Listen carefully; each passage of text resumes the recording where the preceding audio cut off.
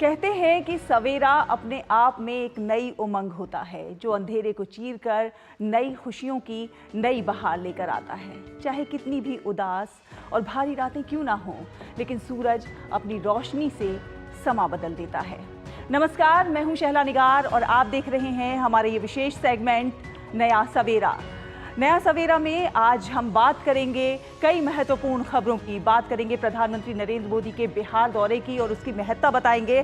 साथ ही साथ बात होगी हीट वेव की भी। अगले 1 घंटे मेरे साथ स्टूडियो में मौजूद रहेंगी मेरी सहयोगी आंचल गुलाटी गुंबर। शुक्रिया शैला। तो सभी को सुप्रभात। और बिल्कुल सही कहा शैला ने, क्योंकि बात होगी नालंदा यूनिवर्सिटी की, प्राचीनतम शिक्षा का वो मंदिर जहां पर विद्यार्थियों का भविष्य बनता है। और इस भविष्य को संवारने के लिए नवनिर्मित कैंपस बिल्कुल तैयार है। इस पर करेंगे खास चर्चा। बात हीट वेव की तो होगी ही, लेकिन सियासी उलटफेर की भी होने वाली है, क्योंकि हरियाणा में कुछ खास होने वाला है। क्या है वो खास, इस पर भी डालेंगे नजर। बात होगी एंटरटेनमेंट, कारोबार जगत और खेल जगत की भी। लेकिन सबसे पहले नजर सुर्खियों की तरफ। प्रधानमंत्री नरेंद्र मोदी आज बिहार का करेंगे दौरा। नालंदा विश्वविद्यालय के नए परिसर का करेंगे उद्घाटन। भग्नावशेष का भी करेंगे अवलोकन। 17 देशों के मिशन प्रमुखों सहित कई प्रतिष्ठित लोग होंगे शामिल।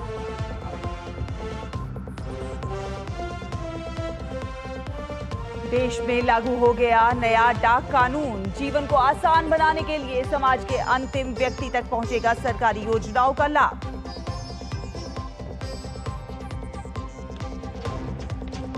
हरियाणा में चुनाव से पहले कांग्रेस को जबरदस्त झटका। पूर्व मुख्यमंत्री बंसीलाल की बहू किरण चौधरी का कांग्रेस पार्टी से इस्तीफा। आज बीजेपी में होंगी शामिल।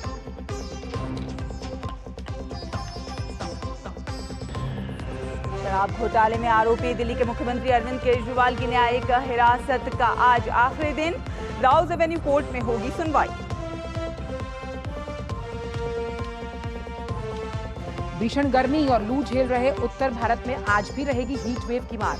गुजरात, चेन्नई, मध्य प्रदेश के कई हिस्सों में बारिश ने दिलाई राहत, लेकिन असम में बाढ़ से हालात खराब। रूस के राष्ट्रपति पुतिन 24 साल के बाद पहुंचे उत्तर कोरिया। किम जोंग उन ने पुतिन का किया स्वागत। अमेरिका ने दोनों देशों के बीच गहराते सहयोग पर जताई चिंता। पेरिस ओलंपिक्स से पहले नीरज चोपड़ा ने दिखाया दम। 85.97 मीटर के सर्वश्रेष्ठ थ्रो के साथ पावो नूर्मी गेम्स में जीता स्वर्ण पदक।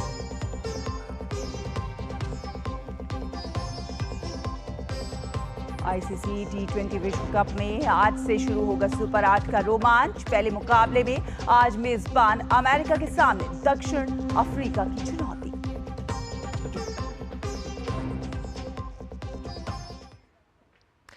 तो नया सवेरा में सबसे पहले जान लेते हैं देश भर से जुड़ी कुछ खास खबरें। जी हाँ, और बात करते हैं लगभग 1600 वर्ष पूर्व स्थापित किए गए मूल नालंदा विश्वविद्यालय को विश्व के प्रथम आवासीय विश्वविद्यालयों में से एक माना जाता है। वर्ष 2016 में नालंदा के भग्नावशेष को संयुक्त राष्ट्र विरासत स्थल घोषित किया गया था। प्रधानमंत्री आज राजगीर में नालंदा विश्वविद्यालय के नवीन परिसर का उद्घाटन करेंगे।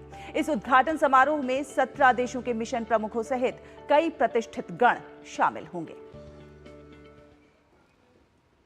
बिहार का नालंदा विश्वविद्यालय प्राचीन शिक्षा का ऐसा केंद्र जिसको आक्रांताओं ने तबाह तो कर दिया था, लेकिन शिक्षा का यह केंद्र एक बार फिर से जन सेवा के लिए, शिक्षा के विश्वव्यापी प्रसार के लिए तैयार खड़ा है। प्रधानमंत्री राजगीर स्थित अंतर्राष्ट्रीय नालंदा विश्वविद्यालय के कार्यक्रम में शामिल होने आ रहे हैं। वह नालंदा विश्वविद्यालय के नवनिर्मित कैंपस का उद्घाटन भी करेंगे।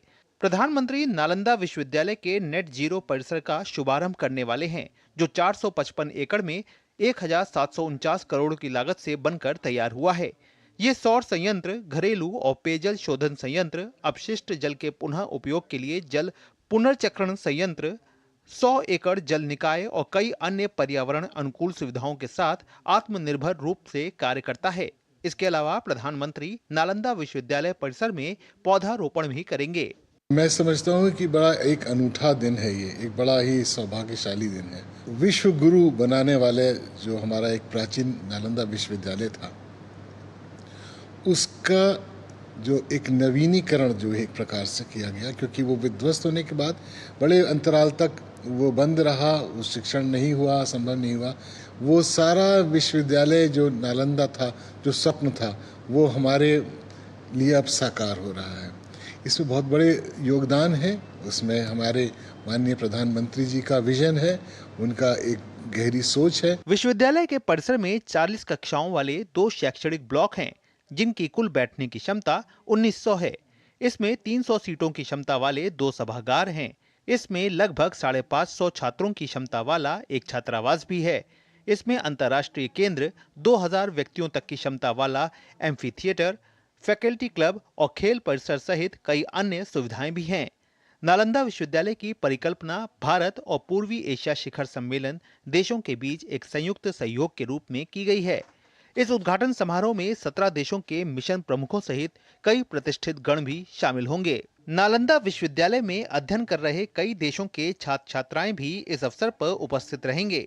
इस विश्वविद्यालय की स्थापना से नालंदा के गौरवशाली अतीत को पुनर्जीवित करने का प्रयास किया गया है। इस परिसर में विगत सत्र में 26 देशों के बच्चे अध्ययन कर रहे थे, जिनमें उत्तरी और दक्षिणी अमेरिका, अफ्रीका, दक्षिण एशिया और मध्य एशिया के देशों के छात्र शामिल हैं। ये पवित्र भूमि है, शांति और ज्ञान की भूमि है। नालंदा से कुमार आलोक की रिपोर्ट, डीडी न्यूज। और इसी खबर पर ज़्यादा जानकारी के लिए हमारे साथ हमारे सहयोगी संवाददाता कुमार आलोक नालंदा से हमारे साथ जुड़ गए हैं। सुप्रभात कुमार आलोक। देखिए, नालंदा विश्वविद्यालय की अगर हम बात करते हैं तो इसका एक बहुत ही गौरवशाली इतिहास रहा है। एक समय था जब उच्च शिक्षा हासिल करने के लिए तमाम देशों से लोग यहाँ पर पढ़ने के लिए आते थे। हब था ये उच्च शिक्षा का। भारत सरकार की जो कोशिश है वो 21वीं सदी में जो नया नालंदा है उसको वही स्थान प्राप्त कराने की है एक बार फिर से।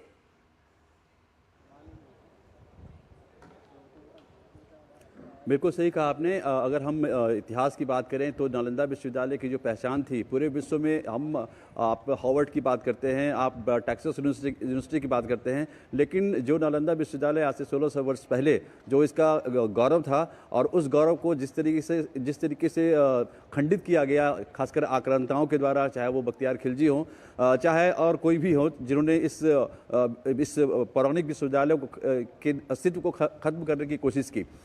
उसके बाद यहाँ पर जब नालंदा विश्वविद्यालय को पुनर्परिभाषित करने की बात तब शुरू हुई जब पूर्व राष्ट्रपति डॉक्टर APJ अब्दुल कलाम बिहार विधानसभा के दोनों सत्रों को उन्होंने संबोधित किया और उन्होंने ये राय दी कि नालंदा विश्वविद्यालय के गौरव को पुनर्स्थापित किया जाए। तो फिर उसके बाद से प्रयास शुरू हुए। 2010 में संसद से नालंदा विश्वविद्यालय अधिनियम बिल पारित हुआ और उसके बाद 2014 में इसमें यहाँ पर पढ़ाई शुरू हुई और सुषमा स्वराज जो उस समय की विदेश मंत्री थी, उन्होंने उसका उद्घाटन किया था। और उसके तब से लेकर अब तक लगातार यहाँ पर प्रयास, इस विश्वविद्यालय के इतिहास को पुनर्स्थापित करने का प्रयास हो रहा था। और आज ये 540 एकड़ में फैला हुआ विश्वविद्यालय अपने आप में विहंगम दृश्य यहाँ पर पैदा कर रहा है। और आज जब प्रधानमंत्री इसका विधिवत उद्घाटन करेंगे तो विश्व में जो हमारी एक पहचान थी, खासकर हम तक्षशिला की बात करें, नालंदा विश्वविद्यालय की बात करें, हालांकि तक्षशिला का जो भाग है वो अब पाकिस्तान में है, लेकिन हमारी जो शिक्षा थी, हमारी जो संस्कृति थी, जो हमारी हिंदू कल्चर था, जो हमारी वैष्णव कल्चर था, उससे वो तक्षशिला विश्वविद्यालय ये साबित करता है कि वो भारत का ही एक अंग था, लेकिन अभी पाकिस्तान के भूभाग में है। तो अपने आप में ये, अगर हम नालंदा का जो संधि विच्छेद करें हम, तो नालम जोर दा इसको कहते हैं, यानी कि नालम मतलब कमल और देने वाला, यानी कि ज्ञान देने वाला। तो उसी ज्ञान देने की परिपाटी को आज इसे बृहत रूप दिया गया है। और इसमें एक चीज़ का ख्याल रखा गया है कि जो आधुनिक तो बनाया गया, बहुत ही अत्याधुनिक ये विश्वविद्यालय है जिसमें तमाम तरह की सुविधाएं हैं, आपने वॉइस ओवर में बताया, लेकिन इसमें जो नालंदा विश्वविद्यालय की पौराणिकता रही है, जो उनका जो आदर्श रहा है, उसको भी समन्वित करने का प्रयास किया गया है इस विश्वविद्यालय में। और आपको पता है, जैसे हम दिखा सकते हैं कि 17 देशों के राजनयिक यहाँ पर आज उपस्थित होंगे। इसके अलावा हम विदेशों से जो स्टूडेंट हैं वो भी यहाँ पर उपस्थित होंगे जब प्रधानमंत्री संबोधित करेंगे। तो आज का दिन अपने आप में नालंदा के लिए नहीं, बिहार के लिए भी ऐतिहासिक है। बिल्कुल बड़ा दिन, इतिहास रचने के लिए आज से। और हमने देखा था कि जिस G20 का सफल आयोजन भारत ने किया और जब तमाम देशों के प्रमुख यहाँ आए थे तो पीछे का जो बैकड्रॉप था वो नालंदा यूनिवर्सिटी का भी बनाया गया था। सवाल मेरा यहाँ पर यह है कि किस तरह से यहाँ पर हमें एक भारत श्रेष्ठ भारत की भी एक साझा तस्वीर दिखती है, क्योंकि करीबन 17 से ज़्यादा देशों के 400 से ज़्यादा अधिक छात्र यहाँ पर शिक्षा का ज्ञान लेते हैं, जो कभी हम मान सकते हैं कि बुद्ध और महावीर के लिए भी बहुत अहम स्थान रहा था ज्ञान के माध्यम से। बिल्कुल सही कहा आपने। बुद्ध की ये कर्मभूमि रही है और आप देखें कि जो बोध गया से जो संदेश पहुंचा विश्व में बौद्ध धर्म का, वो आज से पता नहीं कितने देशों में बुद्ध के अनुयायी हैं। अगर श्रीलंका की हम बात करें, अगर हम चाइना की हम बात करें, जापान की हम बात करें, तो ये हमारा जो संदेश महात्मा बुद्ध ने फैलाया पूरे विश्व में और लोग उसको फॉलो कर रहे हैं। तो भारत एक कर्मभूमि रही है महात्मा बुद्ध की, और यहाँ से चंद किलोमीटर की दूरी पर पावापुरी स्थित है। तो पावापुरी में वहाँ महावीर, वर्धमान महावीर हैं, उनको वहाँ पर ज्ञान प्राप्त हुआ था। तो जैन धर्म के लिए भी ये नालंदा अपने आप में बहुत बड़ा ऐतिहासिक है। तो जो परंपरा रही है कि कहा जाता है कि जो भी बदलाव की बात हुई है वो बिहार से हुई है। चाहे वो हम महात्मा गांधी को हम ले लें, महात्मा गांधी तब तक महात्मा नहीं हुए थे जब तक वो चंपारण में जाकर नील आंदोलन के खिलाफ, जो अंग्रेजों के खिलाफ उन्होंने आंदोलन चलाया और उसके बाद महात्मा गांधी कहलाए। तो एक बदलाव की शुरुआत या कुछ अच्छा चीज़ होने की शुरुआत बिहार से हुई है और आज उसी को देखते हुए प्रधानमंत्री यहाँ पर आ रहे हैं और एक भव्य उद्घाटन समारोह। यहाँ पर पूरे नालंदा के लोगों के अंदर एक जिज्ञासा है कि इस विश्वविद्यालय तो यहाँ पढ़ाई हो रही है, सब कुछ हो रहा है, लेकिन एक जो भव्य रूप दिया गया है आज के इस कार्यक्रम का, वो अपने आप में बिहार के लिए तो हम कहेंगे कि ऐतिहासिक है, भारतवर्ष के लिए भी ऐतिहासिक है और यहाँ तक मैं कहूँ कि विश्व के लिए भी आज ऐतिहासिक दिन है। थोड़ा सा नालंदा विश्वविद्यालय की अगर हम पृष्ठभूमि पर जाएंगे, जो पुराना हमारा नालंदा विश्वविद्यालय था, तो उसमें कहा जाता था कि जो द्वारपाल होते थे, जो संतरी होते थे, वो इंटरव्यू करते थे। यानी कि वो इतने विद्वान होते थे कि वो इंटरव्यू करते थे छात्रों का, चाहे वो छात्र बर्मा से आया हो, चाहे वो थाईलैंड से आया हो, चाहे वो अन्य किसी चाइना से आया हो। तो आप समझ सकते हैं कि उस विश्वविद्यालय का शैक्षणिक स्टैंडर्ड कितना हाई रहा होगा कि एक द्वारपाल जो संतरी होता है वो इंटरव्यू लेते थे और उसके बाद जो अंदर के फैकल्टी। जिस तरह से राजा सिर्फ अपने राज्य में पूजा जाता है, लेकिन विदूषक या फिर जो विदुषी होता है उसकी सर्वत्र पूजा की जाती है। तो उस लिहाज से नालंदा इसी तरह के जो विद्यार्थी हैं उनको अच्छी पर्सनालिटी के साथ देश के समक्ष पेश करने का इतिहास लगातार रचता आया है और आगे भी रचता रहेगा। बहुत बहुत शुक्रिया कुमार इन तमाम जानकारियों को हमसे साझा करने के लिए। और बुलेटिन में आगे बढ़ेंगे, लेकिन उससे पहले एक छोटा सा ब्रेक ले लेते हैं। आप देखते रहिए नया सवेरा।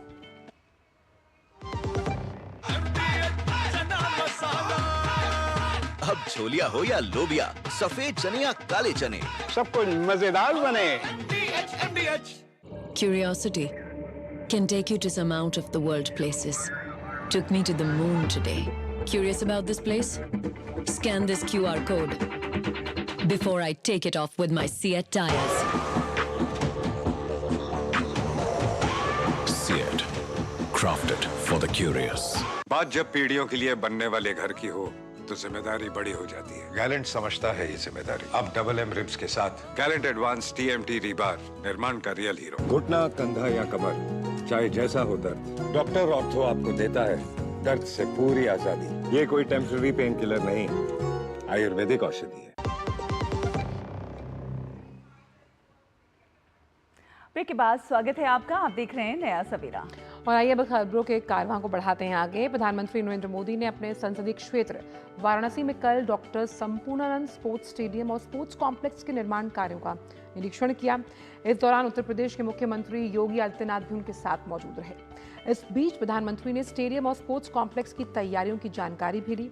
प्रधानमंत्री ने सोशल मीडिया पर जानकारी देते हुए कहा कि स्टेडियम और स्पोर्ट्स कॉम्प्लेक्स से काशी के युवाओं को बहुत मदद मिलेगी।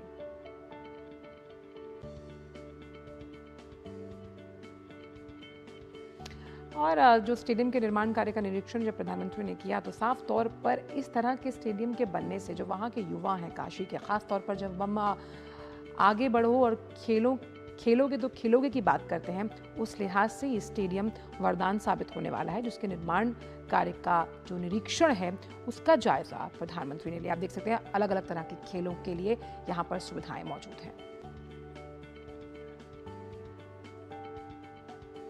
और भारतीय नौसेना प्रमुख एडमिरल दिनेश के त्रिपाठी ने कल प्रधानमंत्री नरेंद्र मोदी से मुलाकात की। इस मुलाकात के दौरान नौसेना प्रमुख ने प्रधानमंत्री को भारतीय नौसेना में चल रही विभिन्न गतिविधियों के बारे में जानकारी दी। इसके साथ ही साथ किसी भी समय कहीं भी किसी भी तरह से युद्ध के लिए तैयार रहने और क्षमता निर्माण में आत्मनिर्भरता पर ध्यान केंद्रित करते हुए राष्ट्रीय समुद्री हितों की रक्षा करने की नौसेना की प्रतिबद्धता का आश्वासन दिया।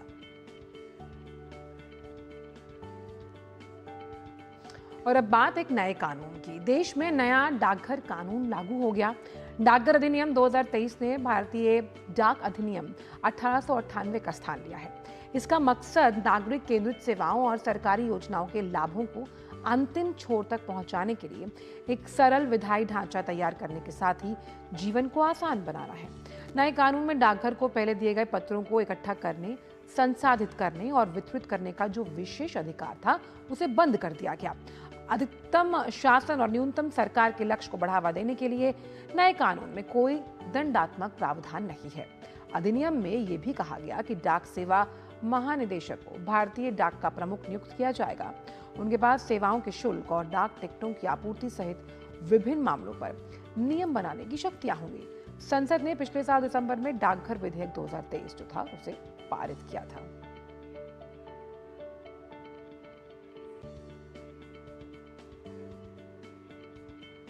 और आपको बता दें कि हरियाणा में इस साल के अंत में विधानसभा के चुनाव होने हैं। उससे पहले कांग्रेस को एक तगड़ा झटका लगा है। यहां पर पूर्व मुख्यमंत्री बंसीलाल की बहू और कांग्रेस की वरिष्ठ नेता किरण चौधरी और उनकी बेटी श्रुति चौधरी ने कांग्रेस से इस्तीफा दे दिया है। आज दोनों बीजेपी में शामिल होने जा रही हैं। सोशल मीडिया प्लेटफॉर्म एक्स के जरिए किरण और श्रुति ने कांग्रेस पार्टी छोड़ने की जानकारी दी। किरण चौधरी ने अपने इस्तीफे में लिखा कि 4 दशक तक मैं कांग्रेस पार्टी की वफादार सिपाही रही हूं और मैंने बंसीलाल और सुरेंद्र सिंह की विरासत को आगे बढ़ाया, लेकिन दुखद है कि हरियाणा में कांग्रेस पार्टी एक व्यक्ति की जागीर बनकर रह गई है और वहां पर मेरे जैसे लोगों की आवाज के लिए कोई जगह नहीं बची है। किरण चौधरी 2005 से हरियाणा की तोशाम विधानसभा क्षेत्र से विधायक हैं। 2014 में विधानसभा में कांग्रेस की नेता सदन भी रही हैं।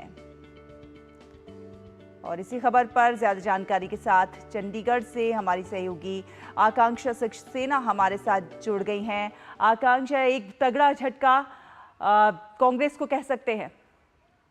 जी, देखा जाए तो लोकसभा इलेक्शंस खत्म हो गए हैं, पर हरियाणा जो है अपने विधानसभा इलेक्शंस के लिए पूरी तरीके से तैयारी कर चुकी है। एक तरीके से लिटमस टेस्ट होता है लोकसभा इलेक्शंस जब होते हैं। तो अब जो विधानसभा की अगर हरियाणा की बात करें तो विधानसभा की जो इलेक्शंस है उसके लिए मेरे ख्याल से अब जो जोड़ तोड़ और इधर उधर जो जाने की प्रक्रिया है वो शुरू हो चुकी है, गतिविधियां शुरू हो चुकी हैं विधानसभा के इलेक्शंस को देखते हुए। और अगर हम आज देखें कि जिस तरीके से किरण चौधरी जो कि एक बहुत ही कांग्रेस पार्टी के साथ जो है शुरू से जुड़ी हुई हैं, चौधरी बंसी लाल जो है उनके स्वर्गीय फादर इन लॉ हैं, उनके अलावा श्रुति चौधरी जो बहुत बार एमपी रह चुकी हैं महेंद्रगढ़ सीट से। इस बार टिकट क्योंकि उन्हें नहीं दी गई, श्रुति चौधरी को, उनकी बेटी को एमपी की टिकट नहीं दी गई और राव दान सिंह को टिकट दी गई, शायद यही कोई नाराजगी रही है। और इसी नाराजगी के चलते जो है उन्होंने ये निर्णय लिया है कि वो आज कांग्रेस को इस्तीफा देके और बीजेपी ज्वाइन कर लेंगी। मैं आपको ये भी बताना चाहूंगी कि कांग्रेस में भी हमने देखा था कि बहुत सारी इनफाइटिंग थी, उसमें भी बहुत सारे ग्रुप्स थे। तो जो एक कांग्रेस का जो गुट था हरियाणा के अंदर, वो किरण चौधरी भी थी उनमें से एक, क्योंकि वो कहीं ना कहीं आवाज उठाती रहती थी कुछ एक चीजों के ऊपर। और जिस तरीके से इस बारी टिकट का वितरण हुआ था, वैसे तो 5 सीटें आई हैं कांग्रेस की हरियाणा में, और जो वितरण हुआ था उसमें कहीं ना कहीं नाराजगी रही होगी। नाराजगी रहने के कारण ही जो है उन्होंने जो इतने साल, इतने दशक का जो उनका साथ था कांग्रेस का, वो छोड़कर आज वो बीजेपी को ज्वाइन करेंगी।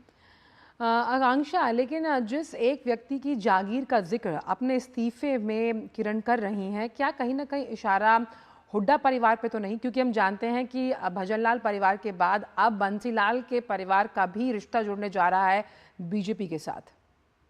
जी, मैं बिल्कुल आपको बताना चाहूंगी कि भूपेंद्र सिंह हुड्डा जो हैं वो चीफ मिनिस्टर भी रह चुके हैं 2 बारी हरियाणा में, और उसके बाद जो है इस वक्त कमान जो है एक तरीके से देखा जाए, जो ये लोकसभा की इलेक्शन की जो टिकट वितरण था वो भी, उसमें भी उनकी बहुत अहम भूमिका रही थी। और कहीं ना कहीं अगर बात करें आगे विधानसभा की भी, तो मेरे ख्याल से एक बहुत बड़ा फैक्टर होगा कि भूपेंद्र सिंह हुड्डा के कहने पे ही टिकट वितरण होगा।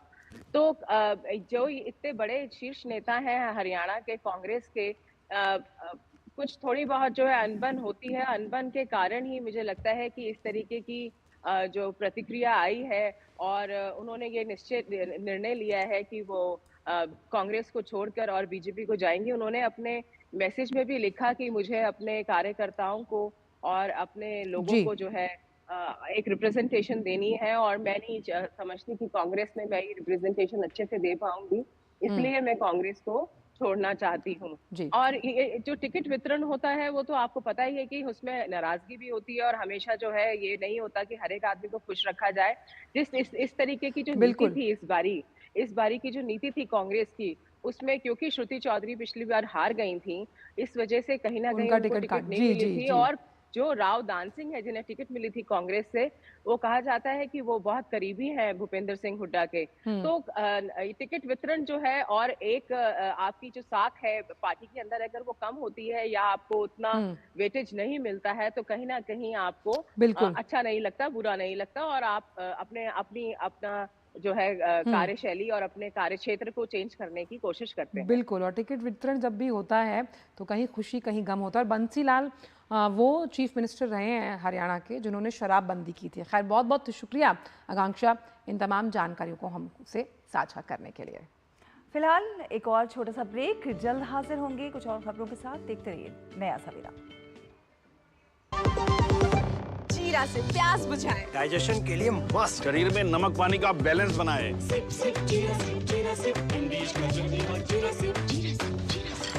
बात जब पीढ़ियों के लिए बनने वाले घर की हो तो जिम्मेदारी बड़ी हो जाती है। गैलेंट समझता है ये जिम्मेदारी। अब डबल एम रिब्स के साथ गैलेंट एडवांस TMT रीबार, निर्माण का रियल हीरो। मैं क्या जी, सब जानते हैं, जहां दिखे मारियो, अपना समझ के खा लियो।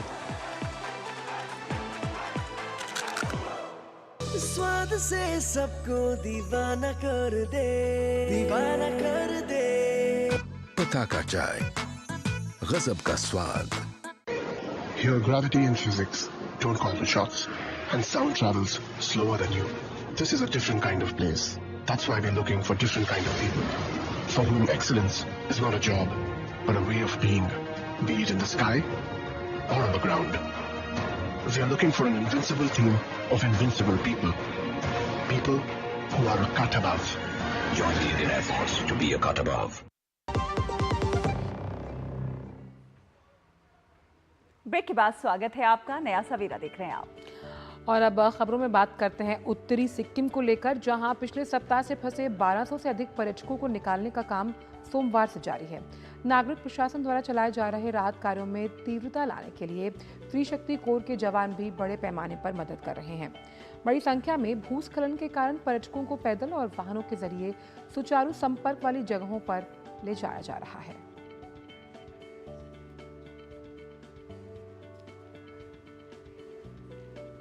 और असम में लगातार हो रही बारिश से बाढ़ की स्थिति और भी अधिक खराब हो गई है।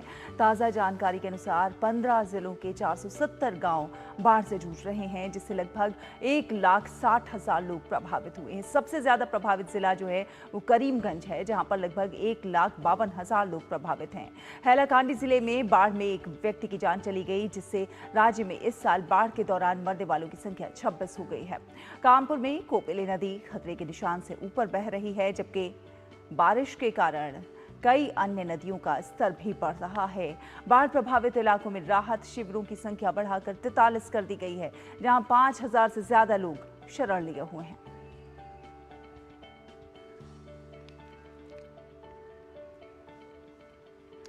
और एक ओर जहां उत्तर भारत में भीषण गर्मी से लोग परेशान हैं, तो वहीं दूसरी ओर उत्तर पूर्वी भारत में भारी बारिश का कहर देखने को मिल रहा है। उधर मौसम विभाग ने उप हिमालय, पश्चिम बंगाल, असम और सिक्किम के कई हिस्सों में भारी से बहुत भारी, अत्यंत भारी वर्षा होने की संभावना के साथ रेड अलर्ट जारी किया। इसी के साथ अरुणाचल प्रदेश के कई इलाकों में भी अत्यंत भारी बारिश का रेड अलर्ट जारी किया गया है। साथ ही नागालैंड, मणिपुर, मिजोरम, त्रिपुरा में भारी बारिश का ऑरेंज अलर्ट है। वहीं पिछले 24 घंटों के दौरान मेघालय में काफी भारी बारिश दर्ज की गई।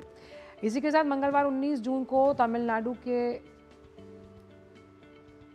कई हिस्सों में, यानी कि हम आज की बात करें, आज बुधवार है 19 जून, वहां पर तेज हवाओं के साथ बारिश हुई है और मध्य प्रदेश के ग्वालियर सहित भावनगर, गुजरात के पालिताना में तेज वर्षा हुई।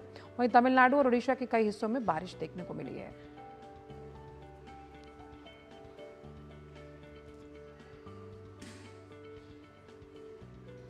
पूरे उत्तर भारत में प्रचंड गर्मी से हाहाकार मचा हुआ है। मैदानी इलाकों से लेकर पहाड़ तक लोग गर्मी की मार झेल रहे हैं। दिल्ली एनसीआर समेत यूपी में चिलचिलाती धूप और गर्म हवाओं के थपेड़े अब जानलेवा होते नजर आ रहे हैं। हरियाणा, चंडीगढ़, पंजाब, राजस्थान, उत्तराखंड, हिमाचल के कई हिस्सों और ओडिशा, झारखंड, बिहार और जम्मू संभाग के अलग अलग हिस्सों में जबरदस्त लू चल रही है। इस बीच पंजाब, हरियाणा, चंडीगढ़, दिल्ली, उत्तर प्रदेश के कई एक हिस्सों में अधिकतम तापमान 44 से 46 डिग्री सेल्सियस के बीच दर्ज किया गया। कल सर्वाधिक तापमान उत्तर प्रदेश के उरई में 46.4 डिग्री सेल्सियस था। आज भी इन इलाकों में हीट वेव को लेकर रेड अलर्ट है।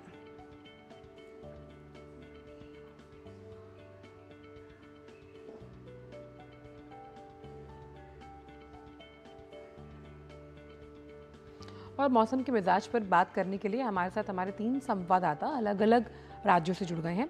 चंडीगढ़ से हमारे साथ आकांक्षा सक्सेना है, सुबीना डिब्रूगढ़ असम से है और कुणाल शिंदे अगरतला त्रिपुरा से हमारे साथ मौजूद हैं। सबसे पहले हम कुणाल आपके पास आने चाहेंगे कि जिस तरह से ऑरेंज अलर्ट त्रिपुरा में जारी किया गया है, उसको लेकर जो राज्य प्रशासन है उसकी क्या तैयारियां हैं? राज्य प्रशासन पूरी तरह से तैयार है। कल भी देखा गया कि अगरतला और आसपास के इलाकों में, जैसे बाकी के भी जो डिस्ट्रिक्ट्स है, जैसे नॉर्थ त्रिपुरा है, उनाकोटी है, गोमती है, खोवाई जिला है, यहाँ पर भारी बारिश हुई। येलो अलर्ट जारी किया गया है इंडियन मेट्रोलॉजिकल सेंटर की तरफ से। और शाम को जो हमारी उस अधिकारी से बात हुई थी तो उन्होंने बताया था कि आज के दिन शाम में ये ऑरेंज अलर्ट में तब्दील किया जा सकता है। बट इस वक्त बारिश कम है, बारिश बहुत अलग अलग जगह स्कैटर्ड एरियाज में हो रही है। रात भर कुछ जगहों पे बारिश हुई है, ढलाई में, नॉर्थ त्रिपुरा में, उनाकोटी डिस्ट्रिक्ट्स में बारिश हुई है। पर इस वक्त मौसम सुहाना है। जैसे कि आप देख सकते हैं मेरे पीछे ये हावड़ा नदी है, पानी का स्तर यहाँ पर थोड़ा बढ़ा हुआ है, बट उतना भी नहीं है कि जितना मतलब डेंजर लेवल पर है। पर बारिश का अनुमान है, प्रेडिक्शन तो है आईएमडी की तरफ से कि भारी बारिश होने की संभावना है। पर इस वक्त मौसम सुहाना है, गर्मी से राहत मिली है लोगों को। बहुत ज़्यादा भीषण गर्मी थी यहाँ पर भी त्रिपुरा में इस साल, तो बारिश जो हुई है पिछले कुछ दिनों में, इसकी वजह से बहुत ही राहत मिली है। और आगे देखना होगा कि किस तरह से आज बारिश हो रही है। कल जब बारिश हुई थी तो अगरतला में काफ़ी जगहों पर जल जमाव हुआ था, जिसकी वजह से जी कुणाल, हमारे साथ सुबीना भी जुड़ी हुई है जो कि डिब्रूगढ़ से है। तो कहीं पर गर्मी की मार झेल रहे हैं लोग, कहीं पर बाढ़ की स्थिति है। डिब्रूगढ़ में क्या कुछ स्थिति है सुबीना? डिब्रूगढ़ में स्थिति है बहुत मूसलाधार। चलिए सुबीना के पास वापस हम इस पूरे मसले पर चर्चा करेंगे। हालांकि असम हमेशा से बाढ़ की स्थिति से इस महीने में जूझता है, लेकिन आकांक्षा के पास पहुंचते हैं। आकांक्षा, देखिए यहाँ पर हम बाढ़ को लेकर भी बात करने की कोशिश की, साथ ही साथ कहीं पर बहुत अत्यंत वर्षा है अगर त्रिपुरा की बात की जाए। लेकिन अगर हम उत्तर भारत को देखें तो सबसे ज़्यादा चिंता का विषय ये है कि अब रात में भी तापमान कम नहीं हो रहा, जिसकी वजह से लगातार गर्म हवाओं का जो सामना है वो लोगों को शाम के बाद भी करना पड़ रहा है। किस तरह से राज्य प्रशासन और मौसम विभाग का अलर्ट है? मौसम विभाग की तरफ से जिस तरीके से बताया जा रहा है तो तापमान में थोड़ी सी कमी हुई है। 6 डिग्री सेल्सियस जो नॉर्मल तापमान होता है उससे ज्यादा तापमान बढ़ा हुआ था, पर कल और आज में जो है वो 5.2 हो गया है। और हरियाणा, पंजाब और चंडीगढ़ में अगले 2 दिनों में बारिश होने का भी अनुमान है। तो इसके चलते अगर देखा जाए तो जो दिन में गर्मी होती है और जिस तरीके से आपने बताया कि रात को भी जो हीट वेव है वो बरकरार है और लोग काफी परेशान हैं। सारे हॉस्पिटल्स जो हैं वो इक्विप्ड हैं आईवी फ्लूइड्स वगैरह से और फर्स्ट एड देने के लिए, क्योंकि बहुत सारे ऐसे हादसे हो रहे हैं जहाँ पे लोग बेहोश हो रहे हैं हीट स्ट्रोक से, और उनको जो फर्स्ट एड देने के लिए जो है प्रशासन ने अलग अलग जगहों पे पानी की व्यवस्था की हुई है। ना ही सिर्फ उनके लिए बल्कि वाइल्ड लाइफ जो जगहें हैं, वाइल्ड लाइफ डिपार्टमेंट है उन्होंने भी जो पॉन्ड सूख गए थे अंदर जंगलों के अंदर, उनका भी भराव दोबारा से किया है, क्योंकि देखने में आया था कि वो भी बहुत बुरी तरीके से प्रभावित थे। तो इसलिए अब ये देखा जाए तो आगे आने वाले दिनों में अगर बारिश हो जाती है जिस तरीके से प्रिडिक्शन की गई है आईएमडी की, तो अगले 2 दिन में अगर बारिश होती है तो थोड़ी बहुत राहत तो ज़रूर मिलेगी। पर फिलहाल तो गर्मी से सब बहुत बेहाल हैं और दिन का जो टेम्परेचर है वो 46 डिग्री से भी ज़्यादा जो है पहुँच जाता है। पर अगर हम कल से और आज की बात करें तो तापमान नीचे आ रहा है, पर बहुत धीरे-धीरे आ रहा है, तो उससे ज़्यादा राहत नहीं मिल पा रही। बिल्कुल आकांक्षा, यहाँ पर लोग उत्तर भारत में जो है बारिश की दुआ कर रहे हैं कि बारिश हो, क्योंकि लू के थपेड़ों से गर्मी से परेशान हो चुके हैं। तो वहीं असम बाढ़ से बेहाल है, कहीं पशुधन का नुकसान हो रहा है तो कहीं यातायात प्रभावित हो रहा है। सुबीना, क्या कुछ है ताज़ा स्थिति?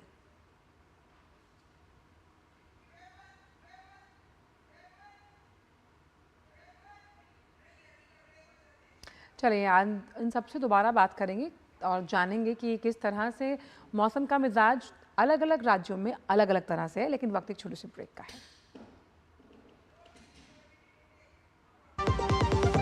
लाल रंग इसका अपार, तीखा कम है फिर भी स्वाद। MDH कश्मीरी। मैं क्या जी, सब जानते हैं, जहाँ दिखे मारियो अपना समझ के खा लियो। Curiosity can take you to some out of the world places. Took me to the moon today. Curious about this place? Scan this QR code before I take it off with my Seat tires. Seat, crafted for the curious. घुटना, कंधा या कमर, चाहे जैसा हो दर्द, doctor ortho आपको देता है दर्द से पूरी आजादी। ये कोई टेम्पररी पेन किलर नहीं, आयुर्वेदिक औषधि है। स्वाद से सबको दीवाना कर दे, दीवाना कर दे। पता का चाय, गजब का स्वाद।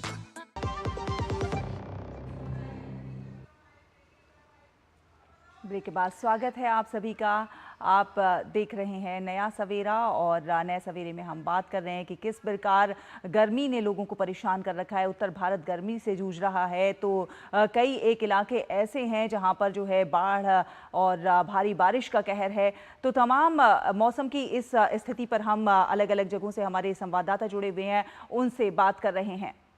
बिल्कुल, और हमारे साथ कुणाल जुड़े हुए हैं। कुणाल, अगर हम उत्तर पूर्व यानी कि त्रिपुरा की बात करें, खास तौर पर आपने कहा कि यहाँ स्थिति थोड़ी ठीक है, लेकिन जिस तरह से अगर हम सरकार की तैयारी की बात की जाए या फिर वो लोग जिनके साथ या फिर हम कहें जो मुश्किल की स्थिति में हैं, उनके सुगम रहने के लिए किस तरह का राहत शिविर की अगर हम बात करें, उसकी तैयारी राज्य प्रशासन द्वारा की गई है? जी, आमतौर पर अगर देखा जाए तो त्रिपुरा में या नॉर्थ ईस्ट अगर हम बात करें, पूरे नॉर्थ ईस्ट की अगर बात करें, तो यहाँ पर बारिश ज़्यादा होती है। तो इसके वजह से प्रशासन हमेशा ही प्रिपेयर्ड रहता है, तैयार रहता है, मुस्तैद रहता है। तो इसके वजह से जो येलो अलर्ट जारी किया गया है और शाम को ऑरेंज अलर्ट में इसको तब्दील किया जा सकता है। बट इस वक्त अभी बारिश नहीं हो रही है। अगर बारिश होती है तो जो अगरतला में, जैसे हम अभी कैपिटल में है, तो यहाँ पे जो अगरतला म्युनिसिपल कॉरपोरेशन है वो पूरी तरह से तैयार है। यहाँ पे 15 वाटर पंप्स लगाए गए हैं, क्योंकि यहाँ पे बहुत जगहों पर ये निचले इलाके हैं, लो लाइंग एरियाज़ है, तो यहाँ पर जल जमाव हो जाता है। कल भी जब बारिश हुई थी शाम के टाइम पे, तो उस वक्त बहुत ज़्यादा भले बारिश कम समय के लिए हुई, बट जल जमाव काफ़ी ज़्यादा हुआ था। तो जिसकी वजह से व्हीकुलर ट्रैफिक मूवमेंट और लोगों को बहुत ही दिक्कतों का सामना करना पड़ता है। मतलब जो सामान्य ये है अपना जीवन है वो प्रभावित हो जाता है। इसकी वजह से 15 वाटर पंप्स लगाए गए हैं। वो जो जमा हुआ पानी है वाटर लॉगिंग को ये करने के लिए, दूर करने के लिए। और पूरे स्टेट में भी अगर देखा जाए कि यहाँ पर जो डिस्ट्रिक्ट डिज़ास्टर मैनेजमेंट जो है वो पूरे डिपार्टमेंट जो है, डिज़ास्टर मैनेजमेंट डिपार्टमेंट जो है वो हमेशा ही तैयार रहता है। जैसे पिछले दिनों यहाँ पर साइक्लोन हुआ था, रेमल साइक्लोन, तो उस वक्त भी काफ़ी यहाँ पर नुकसान हुआ था। तो ये घटनाक्रम ऐसे चलते रहता है यहाँ पर। तो इसकी वजह से यहाँ का जो डिस्ट्रिक्ट डिज़ास्टर डिपार्टमेंट जो है वो हमेशा ही तैयार रहता है और तुरंत मतलब दे स्विंग इनटू एक्शन इमीडिएटली। तो जो पानी का स्तर है वैसे अगरतला में इतना होता है, बट बाकी के जैसे जो डिस्ट्रिक्ट्स है तो वो तो थोड़ा सा हाइट के ऊपर है, हिली एरियाज है, तो वहाँ पे इतना प्रॉब्लम फेस नहीं करना पड़ता है। बट अगर थंडरस्टॉर्म्स होता है, अगर ज़्यादा हवा चलती है तो इसके वजह से पावर सप्लाई का प्रॉब्लम होता है। तो इसके ऊपर भी तुरंत एक्शन लेने के लिए जो पावर डिपार्टमेंट है और district relief and rehabilitation department, जी बिल्कुल, हमारे साथ सुबीना भी बनी हुई हैं, उनसे भी जान लेते हैं। सुबीना, आप से जानना चाहेंगे कि देखिए जिस तरह से हम बात कर रहे हैं कि असम में बाढ़ से बेहाल है जनता, कहीं पर जो है पशुधन का नुकसान हो रहा है तो कहीं यातायात प्रभावित हो रहा है। एक तो ये जानना चाहेंगे कि अभी क्या कुछ स्थिति है, दूसरे ये कि इस सब से निपटने के लिए क्या कुछ इंतजामात हो रहे हैं, क्या कुछ राहत मिली है? जी शैला, जैसे कि असम में जो है काफी मूसलाधार बारिश हो रही है, जगह जगह पे सेगमेंटेड एरियाज पे, आइसोलेटेड एरियाज पे। हम यहाँ पे आप देख रहे हैं कि बारिश हो रही है कल से, जैसे जो है करीबन अभी 15 डिस्ट्रिक्ट जो है बारिश देखा गया है। चलिए हम आगे के बुलेटिन्स में सुबीना आपसे अपडेट लेते रहेंगे, लेकिन असम में लगातार जिस तरह से शैला ने भी कहा कि जो खेती की भूमि होती है उसका नुकसान होता है, पशुधन का भी नुकसान होता है, तो ऐसे में किस तरह से राज्य प्रशासन की तैयारी है इस पर आगे भी डालेंगे नज़र। बहुत बहुत शुक्रिया आप तीनों ही संवाददाताओं का मौसम के मिजाज पर हमें तमाम अपडेट्स को साझा करने के लिए। और चलिए खबरों में आगे बढ़ेंगे। आपको बता दें कि दिल्ली में क्या आम और क्या ख़ास, हर इलाके में पानी की किल्लत जो है वो बढ़ गई है। पूर्वी दिल्ली की कई कॉलोनियों में 2-3 दिन से पानी नहीं आ रहा है। विनोद नगर, मंडावली, गणेश नगर समेत कई एक इलाकों में पानी के लिए हाहाकार मचा हुआ है। गोल मार्केट, बंगाली मार्केट, तिलक मार्ग, संसद भवन, सुप्रीम कोर्ट, हाई कोर्ट और न्यायाधीशों के बंगलों में भी पानी की सप्लाई अब कम हो गई है। आरएमएल, कलावती और लेडी हार्डिंग जैसे अस्पताल भी पानी की कमी का सामना कर रहे हैं। बीजेपी सांसद रामवीर सिंह बिधूड़ी ने जल संकट पर दिल्ली के मुख्यमंत्री अरविंद केजरीवाल को घेरा है।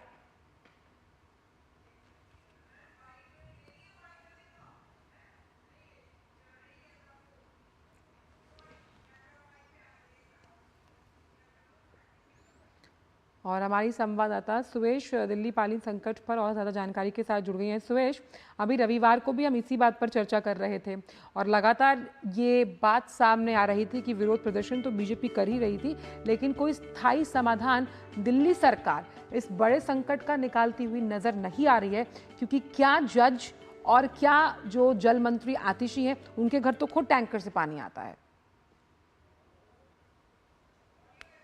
जी बिल्कुल शैला, आपने सही कहा। अब ये जो दिल्ली में पानी की जो समस्या थी वो बंगलों गलियों से होते गुजरते हुए अस्पतालों तक पहुंच गई है। अस्पतालों में भी यही हाल है, जैसा कि आपने भी बताया कि आरएमएल अस्पताल में भी यही हाल है। और अभी मैं पहाड़गंज एरिया में हूं और यहाँ पर लोगों के पास 20-25 दिन तक पानी नहीं आया है। कैसा भी पानी नहीं आया, ना ही गंदा और ना ही साफ। लोग यहाँ से दूर जाते हैं और अपनी 20 रुपये की एक बॉटल भर करके लाते हैं। यहाँ पर हमारे साथ बहुत सारे लोग हैं। आपके यहाँ पानी कब से नहीं आ रहा है? 4 महीने हो गए। तो पानी कैसे लेकर के आती हैं आप? बाजार से खरीद के पीते हम तो पानी। तो चला, आप देख रही हैं कि बाजार से खरीद के पानी पीते हैं। अब तक बच्चों की पढ़ाई, खाने और इन समस्याओं से जूझने के लिए लोग रोजगार के लिए अपना गुजारा कर रहे हैं। और यहाँ पर जैसे ये भाई साहब बैठे हुए हैं और उन्होंने कहा कि अब स्कूल खुल रहे हैं, मैं अपने बच्चों की फीस और उसके बारे में सोचूं या रोजमर्रा पानी के लिए कम से कम नहीं तो 100 रुपया खर्चा मेरा पानी को लाने में हो जाता है। यहाँ तो एक तो पानी नहीं आता, कम से कम भी 2 महीने हो गए हैं, और पानी आता तो बहुत गंदा आता, बहुत ज़्यादा गंदा। इतना गंदा आता तुम उसको यूज ही नहीं कर सकते पानी को।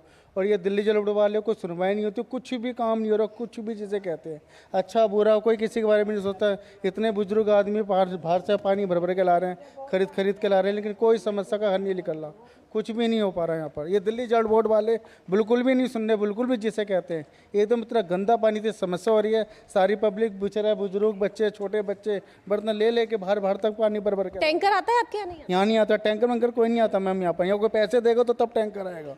तो देखिए, आप सुन रही है ना, जनता जो कह रही है कि जो टैंकर भी नहीं आता और सप्लाई का पानी भी नहीं आता। जिस तरीके की गर्मी हो रही है कि आसमान से गर्मी टपक रही है और नीचे यहाँ पर पानी एक ऐसी ज़रूरत है जो जीने के लिए आपको चाहिए ही चाहिए, और 2 बूंद पानी के लिए तरस रहे हैं। और ऐसे में आम आदमी पार्टी की जो जल मंत्री हैं आतिशी जी, वो सिर्फ वादों पे वादे कर रही हैं या एक दूसरे से राजनीति हो रही है। लगातार बीजेपी भी आरोप प्रत्यारोप लगा रही है आम आदमी पार्टी पर, प्रदर्शन कर रही है, और आज भी ये प्रदर्शन 9:15 से फिर से शुरू है। जी, राजधानी दिल्ली का ये हाल, वो भी इतनी प्रचंड गर्मी में, और दिल्ली सरकार सिर्फ आरोप प्रत्यारोप में जुटी हुई है, ना कि जल बोर्ड प्रबंधन पर ध्यान देने के।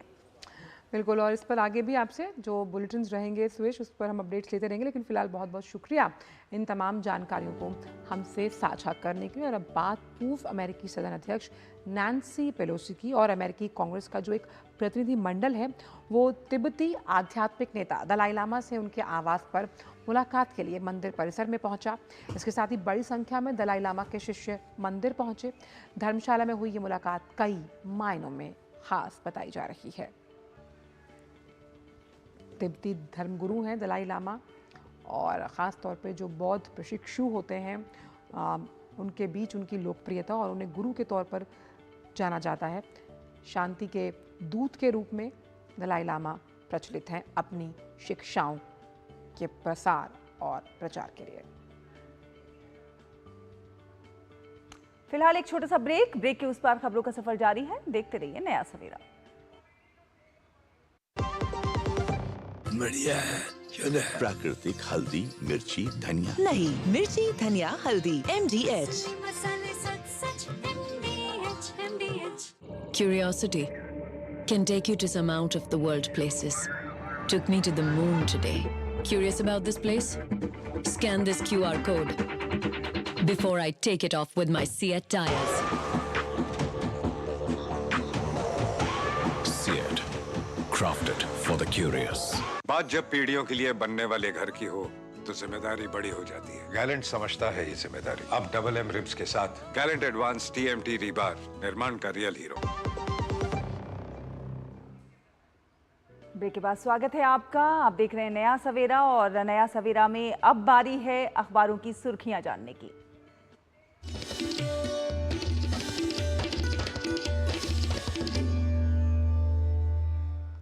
तो लता हमारे स्टूडियो में आ गई हैं अखबारों के साथ। क्या कुछ खास लेकर आई हैं लता आप अखबारों की दुनिया से दर्शकों के लिए? सबसे पहले तो सुप्रभात। आंचल शहला अखबार की सुर्खियों की बात करें तो नीट में जो गड़बड़ी हुई है, विवाद हुआ है, विवाद चल रहा है, उसको लेकर कल सुप्रीम कोर्ट में सुनवाई हुई है, जिसमें सुप्रीम कोर्ट का कहना है कि इन परीक्षाओं में 0.001% की भी अगर धांधली होती है, विवाद होता है, कुछ ऐसा होता है, तो इसके लिए कोई बर्दाश्त नहीं किया जाएगा और उसका विस्तार से जांच होनी चाहिए, ये कहना है। और NTA को जो नेशनल टेस्टिंग एजेंसी NTA है, उससे भी सुप्रीम कोर्ट ने कहा है कि ये बहुत ही गंभीर चिंता का विषय है और इसका विस्तार से जांच करें। और सुप्रीम कोर्ट ने NTA को 1 सप्ताह का समय दिया है इसके मामले में जो भी है जांच करें, और वो नोटिस जारी करके 2 सप्ताह के भीतर जवाब मांगा है और ये NTA को कहा है जवाब देने को। और सुप्रीम कोर्ट ने साथ में ये भी कहा है कि अगर धोखाधड़ी के बाद, परीक्षाओं में धोखाधड़ी हो और उसके बाद अगर व्यक्ति कोई चिकित्सक बन जाए तो समाज के लिए ये बहुत ही घातक होगा, इसलिए इसमें कोई भी किसी भी तरह की लापरवाही बरती नहीं जाएगी। अगली खबर का रुख करते हैं और बात करते हैं 18वीं लोकसभा का जो सत्र शुरू होना है 24 जून से, उसके बारे में। इसके लिए जो नए स्पीकर हैं उनका चुनाव होना है और इसके लिए बीजेपी ने NDA के सहयोगियों के साथ मंथन किया है और इस मंथन पर नए स्पीकर के चुनाव के लिए जो मीटिंग होनी है उसके अध्यक्ष जो राजनाथ सिंह हैं उनको बनाया गया है। और इस मामले में आपको बता दें कि 26 जून को नए लोकसभा का चुनाव होना है और इसके लिए 24 जून से जो नया सत्र शुरू होगा लोकसभा के स्पीकर का चुनाव हो जाना चाहिए, इसके लिए सरकार प्रयास कर रही है। अगली खबर की बात करते हैं और स्वास्थ्य और योग से संबंधित है ये अगली खबर, जिसके बारे में जो हमारे आयुष राज्य मंत्री हैं प्रताप जाधव जी, उन्होंने बताया है, सूचना दी है कि जो योग दिवस का मुख्य समारोह है वो इस बार कश्मीर में श्रीनगर में होगा और मुख्य समारोह में हर बार की तरह प्रधानमंत्री ही अध्यक्षता करेंगे मुख्य समारोह का, और इसके लिए सारी तैयारियां हो गई हैं। जो 10वां अंतर्राष्ट्रीय योग दिवस होगा उसके लिए थीम है स्वयं और समाज के लिए योग। तो चलिए 21 जून का इंतज़ार करते हैं और योग करने के लिए हम सभी को प्रेरित होना चाहिए, इसके लिए प्रयास करते हैं। अगली खबर का रुख करते हैं तो रेलवे में जो कंचनजंगा ट्रेन हादसा हुआ था उसके बाद रेलवे मिनिस्ट्री ने एक आदेश जारी किया है जिसके आधार पर 18,799 लोको पायलट अर्थात ड्राइवर्स की भर्ती होनी है और 1 सप्ताह के अंदर अंदर ये भर्तियां निकाली जाएं, ये कहना है रेलवे मिनिस्ट्री का। और इसके लिए रेल प्रभाग ने कहा है कि ये जल्दी ही रेलवे बोर्ड को, सभी जोनल रेलवे महाप्रबंधकों को ये निर्देश दिए गए हैं कि जल्दी ही ये भर्ती प्रक्रिया कराई जाए।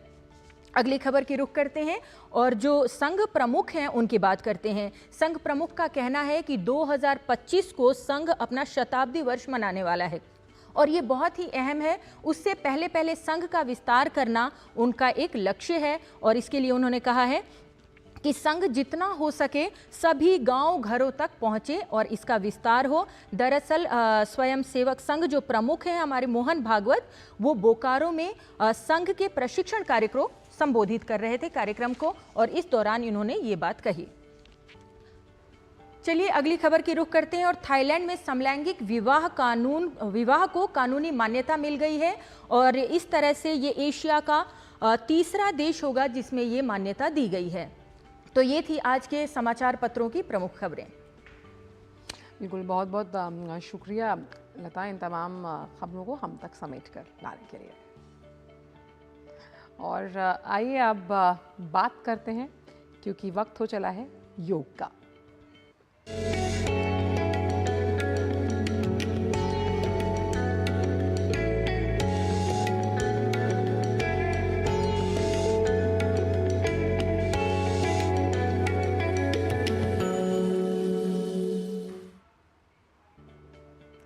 तो अब समय आ गया है आज का योग मंत्र जानने का।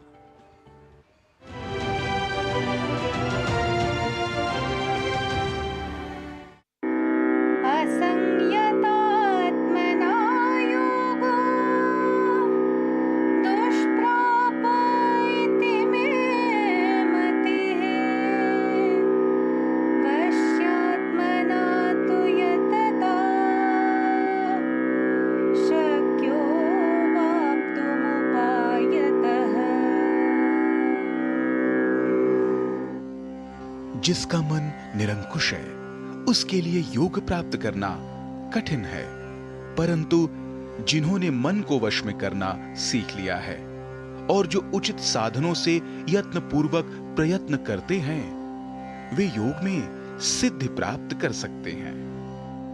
Yoga is difficult of attainment by the ungoverned man, but he who is self-controlled will, by striving through proper methods, be able to achieve it.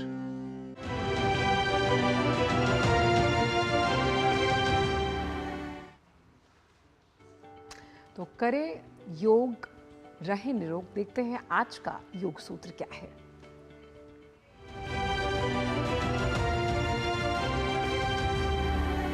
नमस्ते, मैं दीपिका नायक। हम जब भी योग के बारे में बात करते हैं तो हमें आसन या क्रिया ही समझ आती है, लेकिन योगा आसन या क्रिया तक सीमित नहीं है।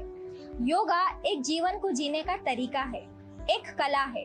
हम क्या खाते हैं और कैसे सोचते हैं, योगा का इसमें बहुत बड़ा योगदान होता है। तो आइए आज हम आसन और प्राणायाम सीखते हैं जो हमारे गुरु हंसा माँ हमें हमारे दिनचर्या में शामिल करने के लिए कहते हैं। आइए अब हम सीखते हैं पवन मुक्तासन। इसके लिए सबसे पहले हम हमारे पीठ के बल लेट जाएंगे। एक्सहेल करते हुए हम हमारे घुटनों को मोड़ के इस तरीके से हाथों से पकड़ लेंगे 6 सेकंड के लिए। फिर 6 सेकंड के बाद इनहेल करते हुए हम हमारे पैरों को छोड़ देंगे। यह आसन आपके डाइजेशन के लिए बहुत फायदेमंद है। अब यहीं से हम सीखेंगे योगेंद्र प्राणायाम नंबर 4। इस प्राणायाम के लिए हम हमारे दोनों पैरों को घुटनों से मोड़ लेंगे। हमारा राइट हैंड नेवल पे रखते हुए लेफ्ट हैंड को इस तरीके से रखिए। आंखों को बंद कर लीजिए। Inhale 1 2 3, exhale 1 2 3, inhale 1 2 3, exhale 1 2 3। धीरे से आंखों को खोल लेंगे और हाथों को जमीन पे रख देंगे। पैरों को लंबा कर दीजिए और एक बाजू में मुड़ते हुए एक कंफर्टेबल पोस्चर में आ जाइए। इस प्राणायाम से रात को नींद बहुत अच्छी आती है।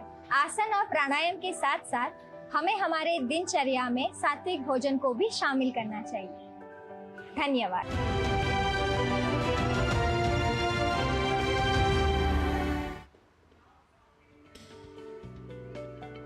और अब समय हुआ है दुनिया भर की कुछ खास खबरें जान लेने का।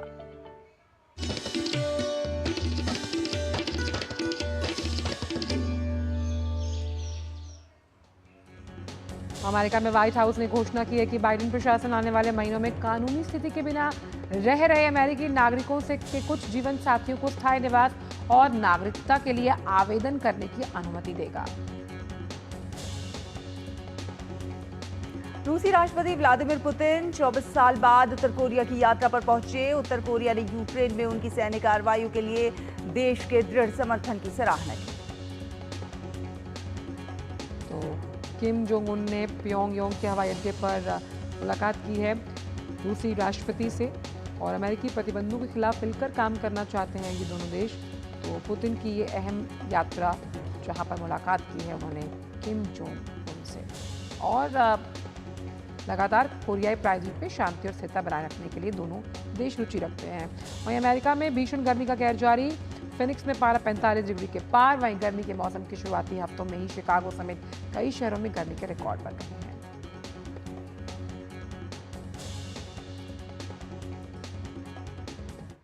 और अब बात कारोबार की।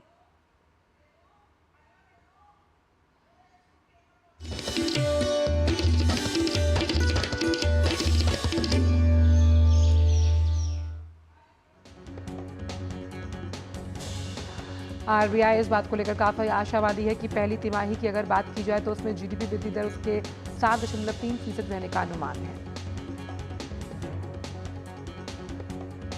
विदेशी निवेशकों के लिए भारत अचानक से एक आकर्षक बाजार बन गया है।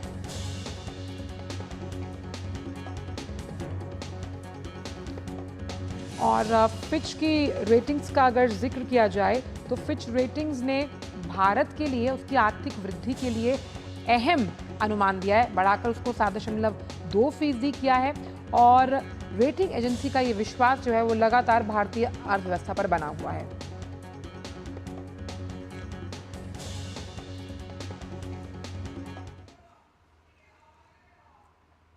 और ये आपने देखी खबरें कारोबार जगत से। और अब बात करते हैं स्पोर्ट्स ट्रैक की।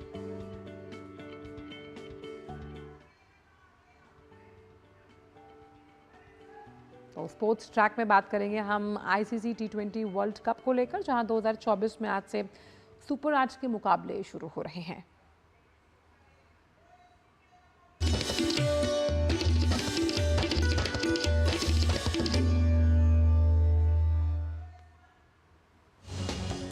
आईसीसी T20 वर्ल्ड कप 2024 में आज से सुपर 8 के मुकाबले शुरू हो रहे हैं। पहला मुकाबला साउथ अफ्रीका और पहली बार वर्ल्ड कप खेल रही अमेरिका के बीच।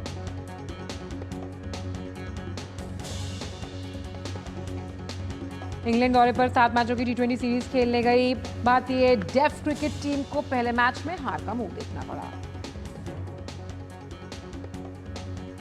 भारत और दक्षिण अफ्रीका की महिला क्रिकेट टीमों के बीच 3 मैचों की एक दिवसीय सीरीज का दूसरा मुकाबला आज बेंगलुरु में आयोजित होगा। गोल्डन बॉय भारतीय जैवलिन थ्रोअर नीरज चोपड़ा ने मंगलवार को इतिहास रचा। उन्होंने पावन उर्मी गेम्स 2024 में स्वर्ण पदक अपने नाम किया। ये पहली बार है जब नीरज ने इस प्रतियोगिता में स्वर्ण पदक को अपना बनाया। और आइए अब देखते हैं कि मौसम का मिजाज क्या है आपके शहर में।